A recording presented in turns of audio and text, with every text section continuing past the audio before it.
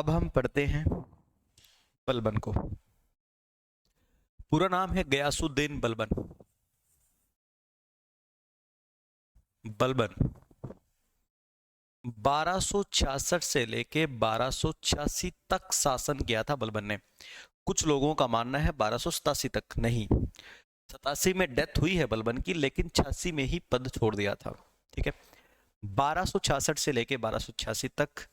और बलबन गुलाम वंश का 9वां शासक है। ऐसे समय में गद्दी पे बैठा है बलबन जब दिल्ली सल्तनत बिखर चुके थे, दिल्ली सल्तनत बर्बादी की कगार पे थी। क्योंकि तीसरे शासक के बाद, आप सोचिए, तीसरे शासक के बाद इल्तुतमिश के बाद फिरोज, फिरोज के बाद रजिया, रजिया के बाद जो है बहराम शाह, मसूद शाह, निसरुद्दीन महमूद। इल्तुतमिश के बाद इतने राजा आए हैं बीच में, एक भी काम का नहीं था। अब सोचिए दिल्ली सल्तनत को लगातार ऐसे शासक मिलते जा रहे हैं, कहां चलेगी दिल्ली सल्तनत। जिस दिल्ली सल्तनत को कुतुबुद्दीन ऐबक ने शुरू कर दिया था, इल्तुतमिश ने उसको सही चलाया। अब इल्तुतमिश के बाद वो बिखर चुकी थी, एक भी राजा काम का नहीं था। और इन सब का टाइम पीरियड, इन सब का कार्यकाल बलबन ने देखा है, तो इस बिखरी हुई दिल्ली सल्तनत को वापस मजबूत करना है। और इतने सालों में राजा का ग्राफ, नाम का ही ग्राफ इतना गिर गया है कि बलबन के सामने ये भी चुनौती है कि बलबन कैसे राजा की खोई हुई वैल्यू को वापस लाएगा। भाई इतने सालों से कोई ढंग का राजा बना नहीं है, तो लोगों ने राजा को सीरियस लेना ही बंद कर दिया है। राजा की सारी पावर का इस्तेमाल वो 40 लोग करते हैं जिन्हें तुर्कान चहलगान के नाम से शुरू किया गया था इल्तुतमिश द्वारा। और बलबन तीसरे राजा इल्तुतमिश का गुलाम हुआ करता था, और आज देखिए फाइनली सुल्तान बना। अब मेरी बात को ध्यान से समझिएगा, इन सभी चुनौतियों से निपटने के लिए बलबन को क्या करना होगा, कैसे करेगा बलबन ये सब। क्योंकि बलबन के पास तजुर्बा है। बलबन किसी जमाने में गुलाम रहा था, गुलाम से बलबन बना था सेनापति, सेनापति से बलबन बना था तुर्कान चहलगान का सदस्य।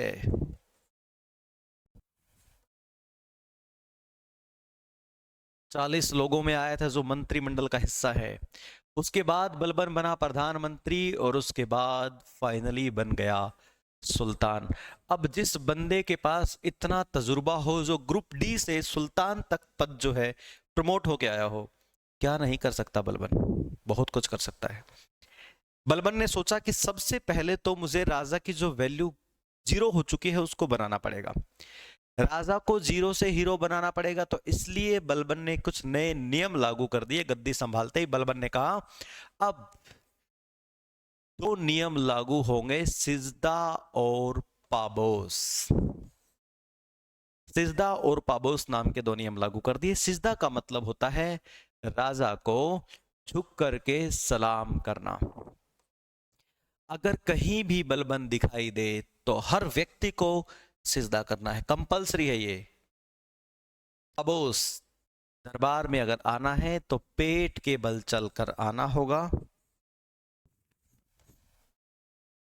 पेट के बल चलना, और सुल्तान के पांव चूमना। पेट के बल चलना और सुल्तान के पांव चूमना, ये दोनों काम बलबन ने लागू कर दिए जी।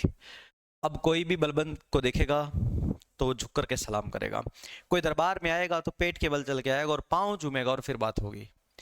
आप सोचिए जिसके दरबार में ये सब होता हो, वो राजा कितना पावरफुल होगा। डर पैदा किया गया, ऐसा नहीं किया तो सजा मिलेगी, रूल बना दिया। बलबन ने कहा बस 40 लोगों के पास जो पावर है ना, उनको भी बुलाओ। तुर्कान चहलगान के सदस्यों को बुलाया गया। तुर्कान चहलगान जिसमें 40 लोग थे। बलबन ने कहा भाई देखो, जब से इल्तुतमिश के समय में तुम लोग आए थे, इल्तुतमिश के समय में मैं भी आया था, तुम लोग तो इसी पोस्ट पे भर्ती हुए थे मंत्री, और मैं ग्रुप डी में लगा था, गुलाम बना था। मैंने देखा है कि इल्तुतमिश के बाद तुम लोगों ने कितनी राजनीति की है, सारी पावर का इस्तेमाल तुम लोग कर रहे थे। अब ऐसा नहीं होगा कि कल को तुम में से ही कोई निकल के आए और मुझे साइड में कर दे। तुर्कान चहलगान बंद कर दिया, जाओ अपने अपने घर, छुट्टी कर दी सबकी। इतना ही नहीं, बलबन एक त्योहार शुरू करता है नौरोज, फारसी लोगों को मनाने के लिए।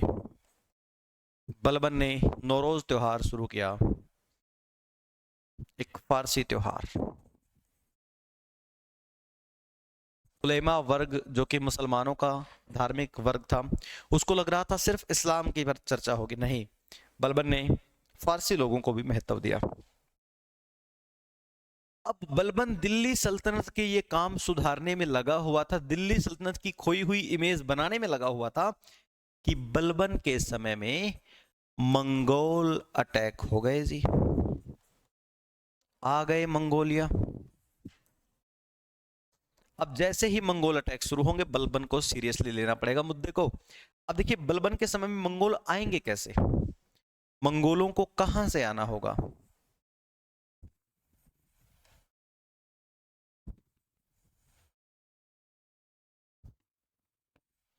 मंगोल इधर है देश मंगोलिया, इधर हिमालय पार करके तो नहीं आ सकते, इधर से आएंगे मंगोल। ये आ गए जी मंगोल, मंगोलों के अटैक होंगे। तो बलबन ने मंगोल अटैक को रोकने के लिए कुछ पॉलिसी अपनाई मंगोलों के खिलाफ। बलबन ने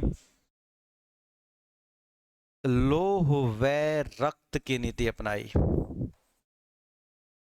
बलबन ने लोह व रक्त की नीति अपनाई, iron and blood and iron sorry की पॉलिसी अपनाई।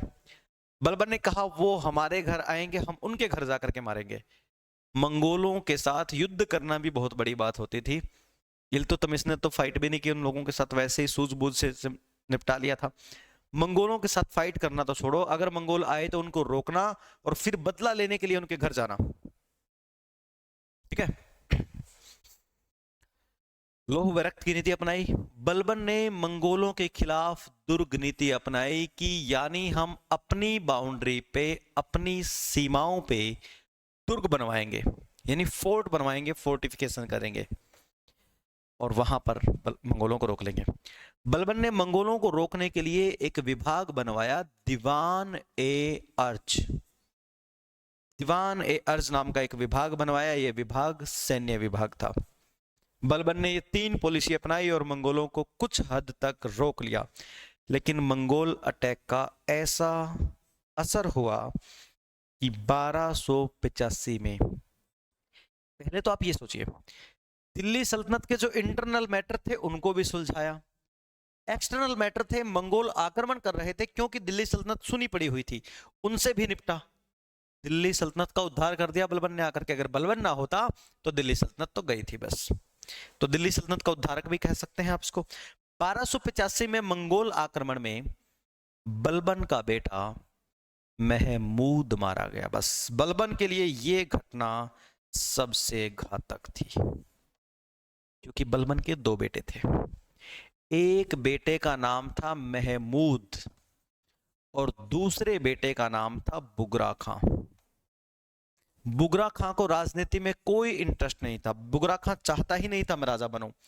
तो बलबन की इच्छा थी कि बलबन के बाद महमूद को गद्दी मिलेगी, और वही महमूद मंगोल अटैक में मारा गया। बस अब बलबन टूट गया और बलबन ने 1286 में गद्दी का त्याग कर दिया।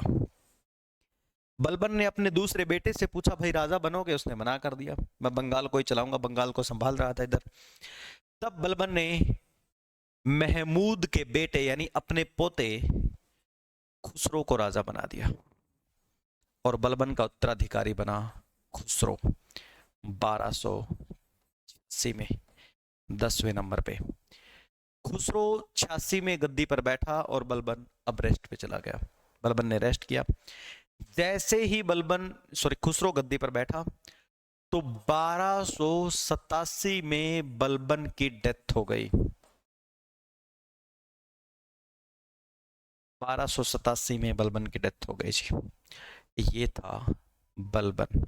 आप सोचिए कैसे दिल्ली सल्तनत की खोई हुई गरिमा को वापस लाया, कैसे मंगोल आक्रमणकर्ताओं से दिल्ली सल्तनत को बचाया।